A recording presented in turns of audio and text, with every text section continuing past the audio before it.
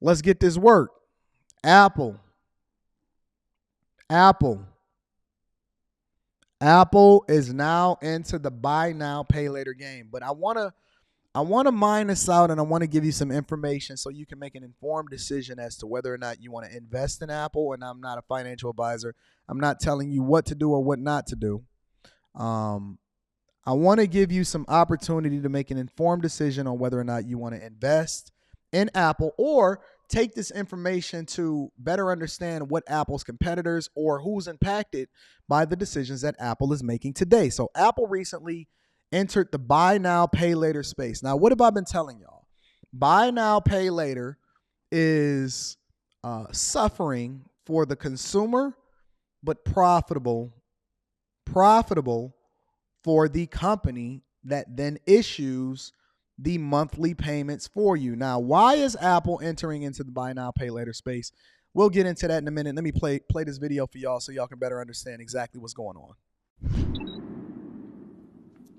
Apple is shaking up the buy now, pay later industry, unveiling its long-awaited plans to enter the space earlier this week. And that was enough to send Affirm and PayPal shares lower, both initially taking a hit on that news. Paul Golding, Macquarie, a U.S. lifestyle and payments analyst, is here with us to talk about the impact of Apple entering the space. And we also have Yahoo Finance tech reporter Dan Halley joining the conversation. It's great to see you here, Paul. So let's talk about Apple now in the buy now, pay later space. What does that mean for some of its competitors within that industry? Well, thanks for having me on, first off. What I would say is that the wallet innate nature of iOS, of having the Apple Wallet on there and this product being managed through that interface does overcome some of the onboarding or customer acquisition hurdle that you might see with other platforms where an app has to be downloaded. But this is, in a sense, a standalone product, aside from all the credentials that you keep in your Apple Wallet and your Apple Wallet balance to the extent that you use it. And so in our view, while the onboarding may have fewer hurdles, some of the other competing products, which is the context through which we view this, our coverage of Block, for example, and Cash App. Cash App has, in our view, much more breadth to its product lineup. And to that extent, it can not only attract but also retain customers, in our view, around its ecosystem and drive BNPL through that. BNPL is buy now, pay later. BNPL is an abbreviation for buy now, pay later. It kind of reminds me of when you get into these tech spaces or you get into corporate America and they continue to use all of this lingo in order to confuse you, when in reality, it's a very simple way for them to be able to communicate effectively with each other, so on and so forth, right? But let me tell you what's really happening and what's going on, right? Apple has a threefold strategy as to why it is that they're entering the buy now, pay later space. Okay? A threefold strategy as to why they're entering the buy now, pay later space. Now, here's the other caveat, right? And this is the thing that you need to be paying attention to. How does this affect what it is that you see on the screen right now?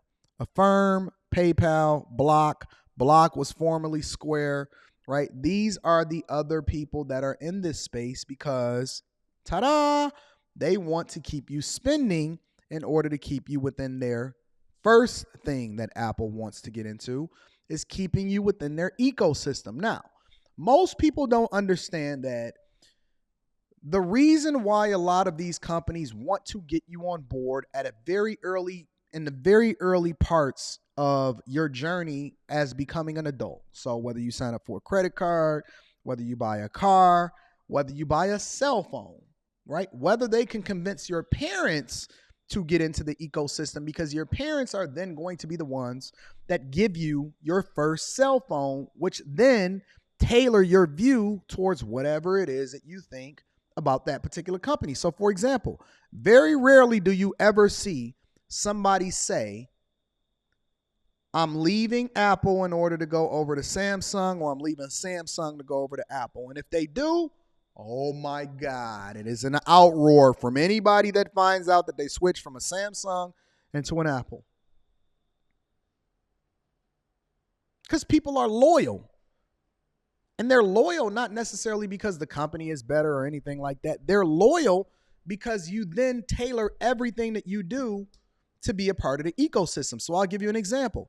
Similar to how I just literally dropped that video, and I put that video over into, I say, here, let me quickly airdrop this video in order to make sure that I'm showing y'all what's going on, right? I dropped the video over into my computer, and then I quickly showed you exactly what was happening. One of the reasons why I like it is because I'm literally now a part of the Apple ecosystem, which makes it easier for me to work. I come in, everything automatically uploads into the cloud. I never have to necessarily take my computer home. I go home and I continue to work. If it's something that I miss, oh shoot, let me go ahead and pull that up. I'm a part of its cloud infrastructure and ecosystem. All my phones has now got Apple Pay. I'm able to more easily send money over into my daughter. The whole 9 yards, right? What I'm trying to tell you, thank you, Elliot Jackson. I'm continuing to read super chats throughout the show. What I'm trying to tell you is that the quicker that they can get you immersed within their ecosystem, the less likely you are to leave it. So when you download an app on the phone, when you decide that you want to get a credit card and you want to pay for something, it is a stronger possibility that you're going to use the buy now, pay later system within the Apple ecosystem than you are going to use it with Affirm, PayPal, or Block.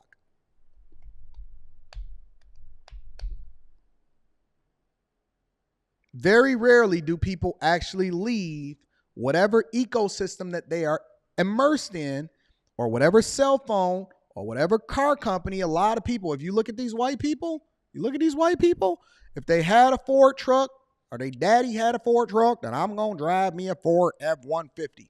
If you a Chevy man and you a Silverado guy, you a Chevy man all the way up until somehow, some way, somebody convinces you, or you got to have an incredibly bad experience in order to leave that brand. You are loyal. People that have been, it is so hard.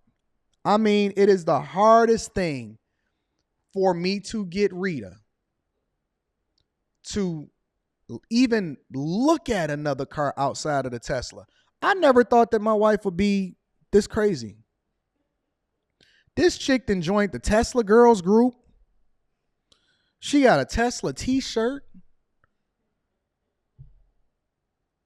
I said, if you don't get out of them, get from talking to them raggedy hoes on that Tesla group, they don't know nothing. Well, the Susan in the Tesla group said that we can get a better charge, especially when it's cold outside, because Elon Musk recently added a pump over into the system because they have this new engine. I said, you ain't never been interested in no engineering inside of the car. All you wanted to do was get in and go, vroom, vroom. You plug in and then you plug out and then you get in to go. Now all of a sudden, she can't look at nothing but a Tesla. I said, why you want the Model X, Rita? Why you want the new Model X? Because the doors go up in the back. And look at the Falcon Wing doors. I said, yo, you not even sitting in the back. But it's so cool. You know what Elon Musk has coming out? I said, oh my God. This chick has become a cult leader in the Tesla group. A cult leader. Now, don't get me wrong. I love Elon Musk and I love Teslas, but at the same time, this is what I'm telling you. Brand loyalty, becoming a part of the ecosystem. But honey, it's got an automatic download in the software. I said,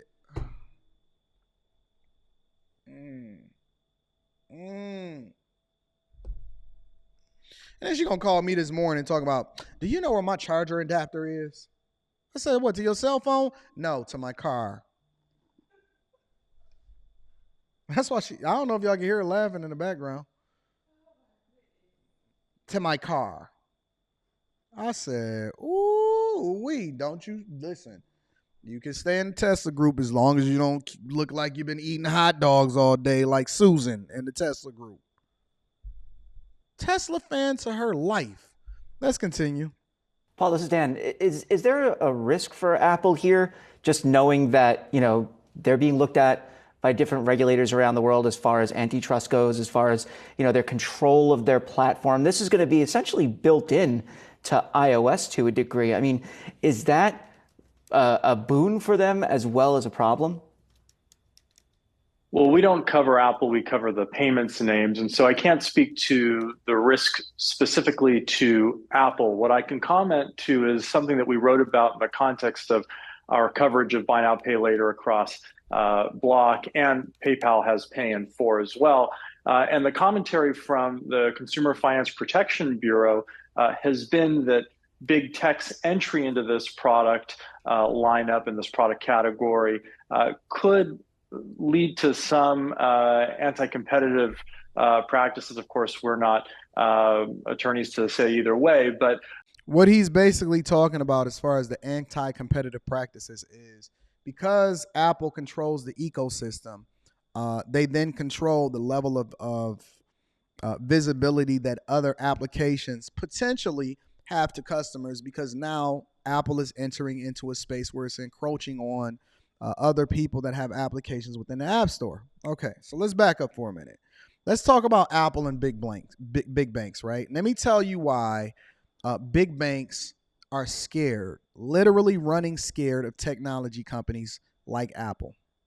When you pay for your morning coffee, do you reach for this or this? This is still what most people prefer, but digital wallets like Apple Pay, Google Pay, and PayPal have become more popular over the last several years, especially for online payments. And that's making the banks whose cards are in your physical wallet worried. As Chase CEO Jamie Dimon said about the growth of new financial technology in 2021, absolutely, we should be scared about that. And Apple is one of big banks' biggest threats. Literally every single thing that my daughter does is through Apple Pay. I mean, the Ubers that she catch, the stuff that she orders online. I mean, technology companies literally have trained, because I'm gonna just be honest with y'all, they not thinking about y'all millennials and Gen Xers and all of this other, and the boomers and all of that. They're not checking for y'all. They worried about the next generation of people. They know who their target consumer is. They're training the next generation of buyers to go about making purchases a specific way, because it then immerses them as a part of their ecosystem. And when I go into somewhere, right, if I order my DoorDash, the first thing I do is I use Apple Pay for almost, I would say at least 90 to 95% of all purchases. I use Apple Pay. I use it in order to make my payments, for if I'm ordering some tickets or if I'm looking to do whatever. The only thing that I don't use Apple Pay for is, I don't know, consumers energy, my electric bill, and my gas bill, the rent that I pay for this place. That's the only thing that I don't use Apple Pay for. The rent that I pay for the office, electricity, and gas bills. Everything else, phone bills, AT&T. Oh, by the way, I did change my phone number too, because I can't be having the Dusties have my phone number. So we went ahead and got rid of that. But if they can get you as a part of their ecosystem, when you think about a car company, usually what they drop is they drop a Halo car, right? And so from the very beginning, and one of the reasons why I'm ordering this new Lamborghini that's coming about is because when they drop that Halo car, it then immerses you as a part of it sears into your mind. Listen, that is my dream car. And people grow up with that on their vision board. I mean, I know people with a vision board that have certain cars on there, and they live their entire life in order to get that car. And as early as I can remember, I've always wanted a Lamborghini Countach or a Diablo. I've always wanted a Lamborghini. Now I'm in a space where I'm willing to wait 1, 2, 3 years in order to have it delivered and pay upwards of $600,000 in order to have that car, because it's been seared into my head, and it's been a part of my bucket list in order to get this car. Here's how the tech company is encroaching on traditional finances territory and how banks are gearing up to fight back. We've created an entirely new Look at the date. Payment. September 9th, 2014. September 9th, 2014. Process. And we call it Apple Pay. When Apple Pay was introduced in 2014, it wasn't the first digital wallet, but it had a big advantage over its competitors, the iPhone. And now Apple Pay is activated on 78% of iPhones in the US.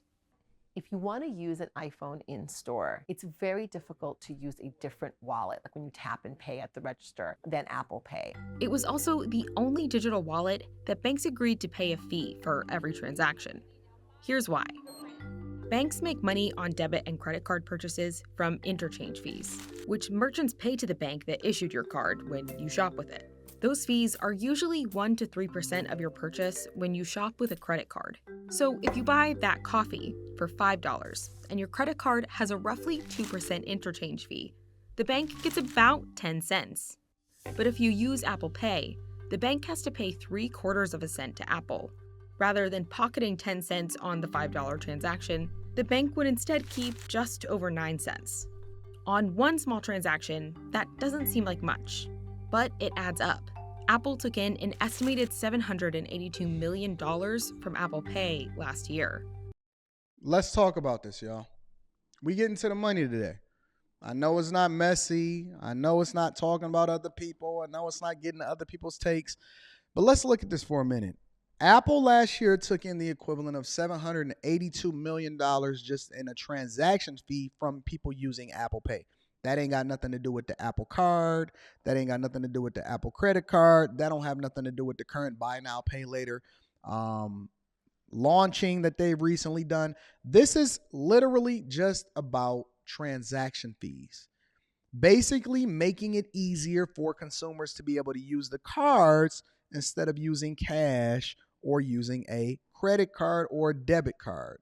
Now, why is this important? Why are we talking about this, right? Because we're also talking about buy now, pay later. We've already did live streams on that. Why is this important? Because from an investor's perspective, right? Listen to me. And this is a C student talking here. I'm not a financial advisor. I'm just giving you the game. From an investor's perspective, this shows the strong willpower and the opportunity cost from a company's perspective, and that when they release a product back in 2014 and now we in 2023, 9 years later, and they're generating the equivalent of almost $1 billion a year just from transaction fees, and that has nothing to do with their services division in its entirety, it shows you where the growth opportunities lie within Apple, right? Because it's not about selling iPhones. It's about getting you immersed in the ecosystem in order to make sure that A, you never leave, and then B, they can continue to grow the division of the company that has the highest margins as far as how much it costs in order to be able to push out a product versus how much money that they can make from it. And then on top of that, right, the highest margins, and it's where the most growth is within the company. So I'll give you an example, right? When you're dealing with making an iPhone, or you trying to, when investors specifically and shareholders, the people that are invested in this company, when they look at these things, right, and they say, listen, how many iPhones have you sold? How many iPhones have you sold? And then we say, oh, they sold this many this quarter, this many this quarter. And then usually what they'll say is, okay, well, what is it compared to last quarter and then the quarter the same time this year? And then what is the context? Now, the reason that the context matter is, for example, let's say, during the pandemic, you sold this many or you sold this many. It's similar to like Peloton or even Netflix, right? Peloton, during the pandemic, they boomed and then their stock price went through the roof. Because what happened was they accelerated growth because everybody was home, but everybody still wanted to exercise or go to the gym, or they thought that they was going to be working from home forever. So everybody bought a Peloton at the same time. But then there was no room for growth. So they did like this, and then they started doing like this. What investors want to see is this, because it then shows that the company is still making money and there's an opportunity cost that goes along with it, right? And so when the market was fully full in the United States of America with iPhones, then then shareholders or analysts says, okay, where's the growth opportunities? Then they had to expand over into China, and then they had to go over to India, and then they had to battle over here, and then they had to offer, cheaper iPhones or whatever in order to continue to have that upline growth, right? But then let's back up for a minute. And then what happens when the market is fully mature? Well, you got one or two options. The first option is you can continue to try to battle for market share by trying to take it away from all of the other phone makers. Google, they got the whatever their new phone is, their new phone or whatever. Samsung, you can continue to fight for market share, and then you got to have price cuts and incentives, and then AT&T, when a new phone comes out, then you can finance the half of it and get it for free and all of that in order to switch over to iPhone, and we'll give you this amount of money if you switch over from this carrier. Man, you can battle for market share, right? Because growth is not just with the product itself, but growth is also with the profitability in other segments of your business. And so what Apple did was they said, listen, we always going to have a lot of money that we making from the iPhone because we're going to drive costs out of it. And the longer that we manufacture it and the more that we make of it, the cheaper it becomes for us to be able to make that phone, right? But more importantly, where can we make more money as far as to satisfy our shareholders as far as continuing to grow the company? And they said, Apple Pay, Apple Arcade, Apple Fitness Plus, Apple Music. And so now the growth in the company and the fastest growth is in health services and then the services industry itself that they're providing to the customers. And so now the goal is to make you become a part of the ecosystem. They don't necessarily care as much about you spending and buying money or buying the Apple Pro versus the regular iPhone 14 or whatever like that. They care more about you becoming an Apple customer because it then makes you a part of the ecosystem, which the potential for them to be able to push services over to you is exponentially higher. Because very few people that I know, and let me show you how it affects other businesses. Remember back in the day when we used to say, if you're going to get a phone, make sure you get insurance on it. And usually when you got insurance on that phone, you got it through your phone carrier. You got it AT&T, Verizon, T-Mobile, all of that other type of stuff, right? They sold you extra services in order to improve their bottom line for something that they knew potentially you would never even replace. You just hold on to it just in case something ever happens to it. But they make way more money in the end. But then Apple came along and they said, listen, let me offer you Apple Care Plus. Now you have a decision to make. You can decide to say, listen, I want to continue to go with this trash ass insurance with AT&T, Verizon, and T-Mobile, or I can just have Apple Care. I can have Apple Care Plus. And then Apple Care Plus allows for, and if anything was to ever happen to your phone or you break it or whatever, you can just trade it in and get a new one. Now, how does that benefit Apple, right? Well, they get a lot of that money every single month because you're paying a monthly subscription for it, or you can pay it all the way up, or you can pay it ahead of time. Or you also have to take into consideration that the cost for Apple to be able to manufacture these products, including the screens, replace your phone, so on and so forth, the majority of it is only baked into the actual labor that it takes to replace what it is that you have happening with your phone. And so it costs them less. They can offer a better service. And then people want just one easy way for them to be able to see, pay, and look to see what's going on. And so it continues to improve what's going on in the services division because it's top line growth that they can then satisfy their shareholders. So when you see the $782 million number, right, you're understanding that this number is only coming as a result of payment processors using Apple Pay via whatever debit or credit card that you have inside of your wallet in order to make a transaction, because they're making it easier for you to spend more money. And so they got to pay Apple to be a part of that ecosystem in order to continue to survive. Are you following what I'm saying? I know it's a lot going on. You may have to rewind it, but I'm trying to tell you how to look at things from an investment or business perspective. It's not just what you see it's not how many iPhones you sell, right?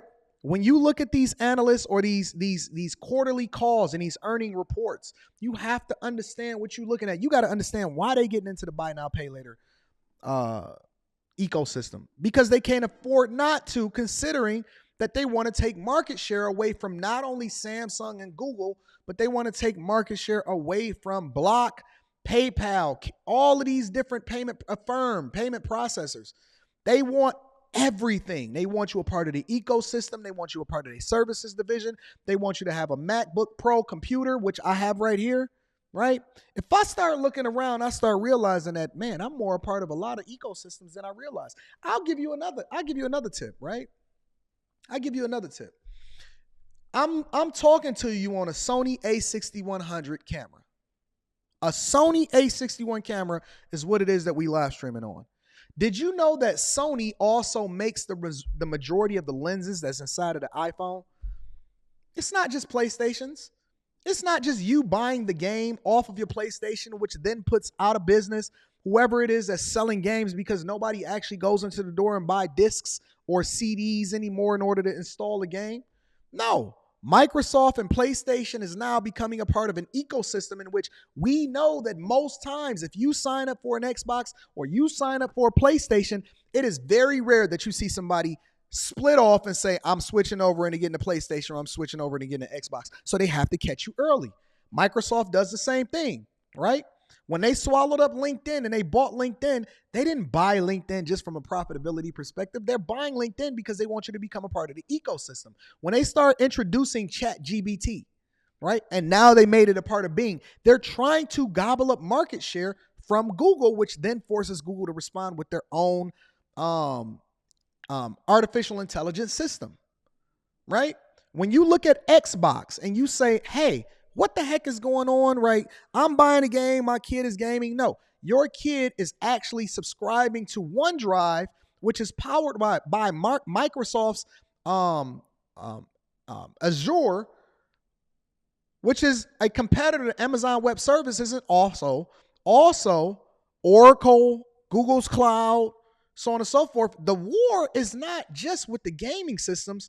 The war is with the ecosystem in which they're trying to immerse you in, because they're taking market share in a different segment of their business away from that particular competitor. I'm teaching you how to think. I'm teaching you how to see things from a business perspective in order to make more informed decisions, not only from what it is that you purchase, but also how it is that you operate, even from a business perspective, right? When you look at Apple, when you look at Microsoft, when you look at PlayStation, when you look at any one of these companies, when you look at Sony, Sony is now partnering with, I believe, Honda in order to be able to build cars. Why are they building cars? Why is Apple even looking to get into the car business? Because Apple understands the services industry and making you immersed in an ecosystem, not necessarily selling you tires and cars. Tesla even told you they are not a car company. They are a technology company. They are not a car company. They are a technology company. When you look at Ford Motor Company, when you look at General Motors, when you look at the losses that they're willing to incur in order to build out this services division or the EV division of their company, they're not doing it because they truly look at themselves as car companies anymore. They're adapting, they're evolving in order to survive and then possibly thrive and becoming a technology company. They're hiring more software engineers than they are mechanical engineers inside of these companies because they understand exactly where the market is going. Let me play a little bit more of this. Initially, it was like, well, better to be on board with this and have our cards used in Apple Pay than be cut out completely, because if, we don't play ball, what could happen? Could Apple develop some other mechanism that cuts out cards? Fees Reading super chats throughout the show. Give me a minute. collects from Apple Pay only make up about 1% of the company's revenue from services. That includes things like the App Store, Apple Music, and iCloud. But look at what I'm teaching you.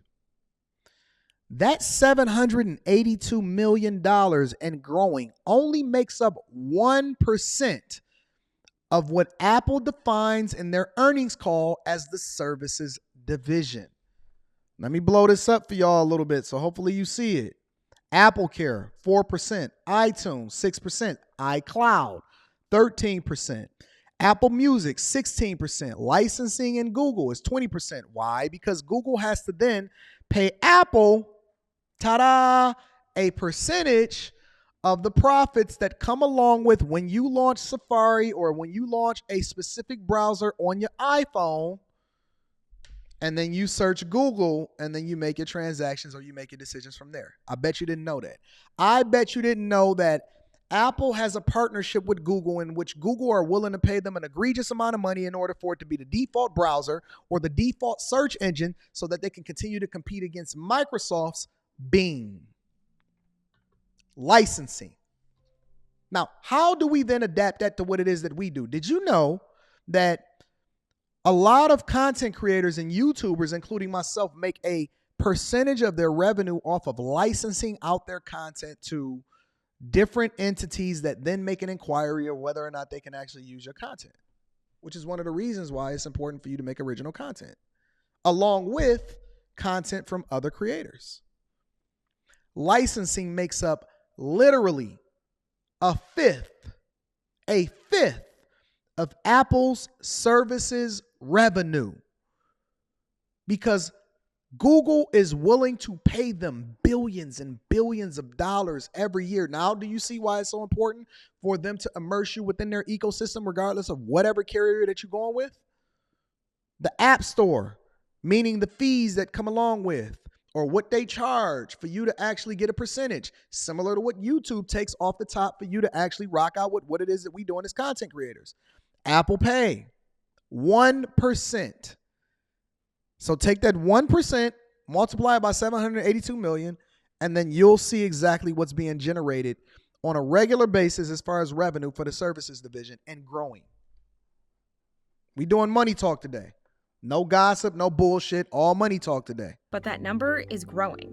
It's estimated that the amount Apple Pay collected nearly doubled between 2020 and 2022. Look at the numbers. What did I tell y'all from the very beginning? Growth. That is what investors is looking for. They're willing to deal with, okay, it's just maintaining slight growth, slight downtrend, and what it is that you're selling from iPhones. If they can continue to see where the growth opportunities are, which is where the investment opportunities are, long term, when you're making these plays, listen, stop being a day trader, stop being all of this other type of shit day traders lose on a regular basis, okay? When I make a decision to invest in a company, I'm looking at the 10-year view. What is this company going to be like in 10 years? I'm not going to break down the 8 things that I look for. That video is inside of the Patreon. Link is in the description as well as pinned to the top of the chat. When I'm making a decision on what I'm going to invest in and what companies that I actually champion and love the most, it comes from insight, information, research, and so many other different factors. And I do a video inside of the Patreon. Make sure y'all watch that. Don't just look at the interviews. Don't just look at the webinars. Don't just look at the mastermind sessions. Look at the individual videos in which I break down how it is that I go about living my life so I can make an informed decision on whether or not I should invest in this company. It's not just based off of the name. There's a real calculation and a real business model behind how I go about approaching what company I want to stay invested in long term. Okay? Look at the growth. Look at the growth. This is since 2015. Look at that growth. That's sexy to me. Fuck these bitches. Fuck the hoes. Fuck this chick that's walking down Miami Beach with her ass out. That ain't sexy to me. You know what's sexy to me? That fucking graph. Listen, I know I'm a nerd. I'm a C-student nerd. I'm one of the dumber nerds. But I'm telling you that this graph could quite possibly be one of the sexiest things that I've seen all year long. All 2023. The baddest chick that I done seen is this this estimated Apple Pay revenue. Fuck what Rita talking about over there. She and all of that. Listen, the thing that is sexy to me, y'all can have these modern women. Y'all can have these hoes. It ain't nothing sexier than me than looking at a graph where I see it going like this. I'm like, ooh, start rubbing my nipples. Start rubbing my nipples.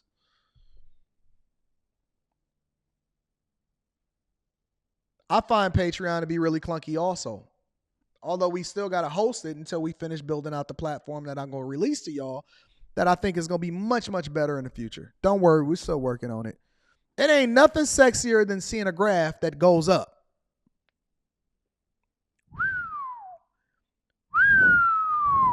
Y'all can have these women. Y'all can have everything that go along with these hoes for the streets. It ain't nothing sexier than seeing an opportunity. It's not just money that banks are losing to Apple. It's name recognition. It's not good enough for the banks to be the underlying card. that's used on one of these third-party wallets. Their concern is that once you lose that entire experience, it's just a slippery slope from there, where eventually you'll have a tech company that is actually the lender, and they don't need you behind the scenes. And Apple Pay isn't the end of Apple's ambitions with consumer payments. But we want to take the Apple Pay experience even further. In 2019, it partnered with Goldman Sachs to create the Apple Card. And in March, it began rolling out its own Buy Now, Pay Later program. Apple's subsidiary, Apple Financing LLC, will be. So we're going to leave it there, y'all. We're going to leave it there. I don't want to bombard y'all with information, because what I found is that when you give people too much information, they don't remember anything. Because I don't want to just entertain you. I want to give you the information that you need in order to be successful. We definitely going to continue to mine out the opportunities. Make sure y'all tap into the Patreon. Link is in the description as well as pinned to the top of the chat. Make sure you tap into the Discord that's also associated with the Patreon. And any of the most recent videos, click the link in the description and you'll get the link to the Discord, and we're going to rock out. All right. But more importantly, I'm trying to teach y'all how to think.